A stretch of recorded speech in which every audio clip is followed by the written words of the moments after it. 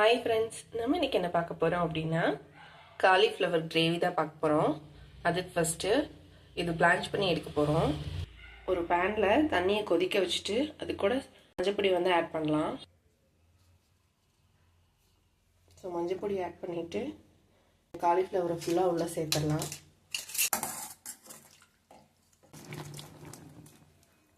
So இது இப்படியே ஒரு 10 to 15 மினிட்ஸ் இருக்கட்டும். நெக்ஸ்ட்டு ஒரு ஜாரில் தேங்காய் எடுத்துக்கோங்க. அது கூடவே ஒரு ஸ்பூன் வந்து சோம்பு, ஸோ காரத்துக்கு ஏற்ற மாதிரி வரமிளகா, இதை இப்போ வந்து நல்லா பேஸ்ட்டாக அரைச்சி எடுத்துகிட்டு வந்துக்கலாம். ஸோ இந்த அளவுக்கு அரைச்சி எடுத்துகிட்டு வந்துக்கலாம். ஸோ நெக்ஸ்ட்டு பிளான்ச் பண்ணி வச்சதை வந்து வெளியே எடுத்துடலாம்.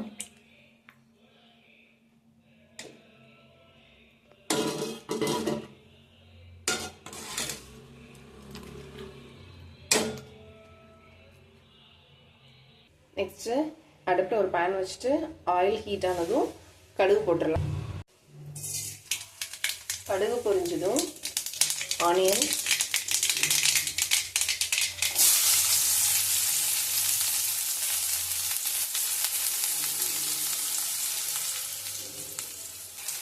கொஞ்சமாக கொத்தமல்லி தழை,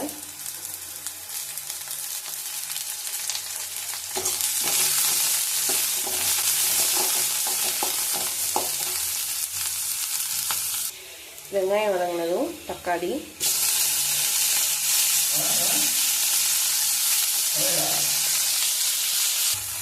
இது கூடவே மிளகாத்தூள் கொஞ்சமாக, நெக்ஸ்ட்டு மஞ்சத்தூள்,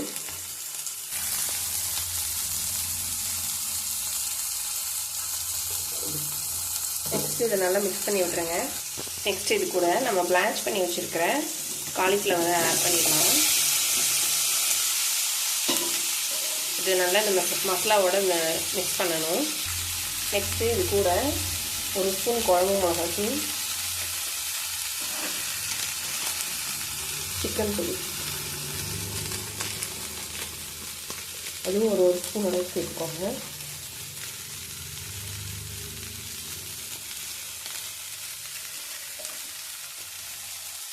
இப்போ இதில் வந்து வாட்டர் ஆட் பண்ணிக்கலாம்.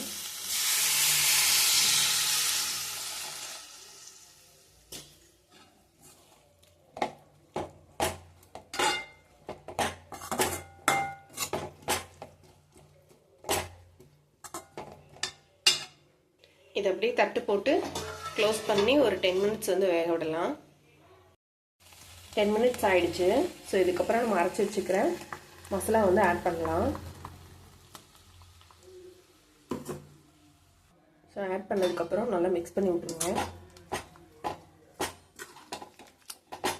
ஸோ இந்த ஸ்டேஜில் உங்களுக்கு காரம் கரெக்டாக இல்லை அப்படின்னா நீங்கள் வந்து சிக்கன் பொடி இல்லைன்னா மட்டன் பொடி அந்த மாதிரி உங்களோட ஃப்ளேவருக்கு ஏற்ற மாதிரி ஆட் பண்ணிக்கலாம்.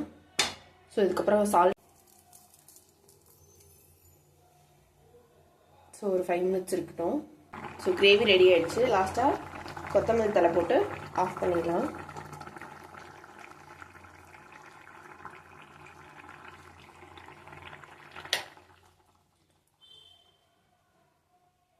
ஸோ நம்மளோட ஸ்டைலில் சூப்பரான காலிஃப்ளவர் கிரேவி ரெடி ஆயிடுச்சு. ஸோ இதை உங்கள் வீட்லேயே செஞ்சு பார்த்துட்டு எப்படி இருக்குன்னு கமெண்ட் பண்ணுங்கள். பாய்.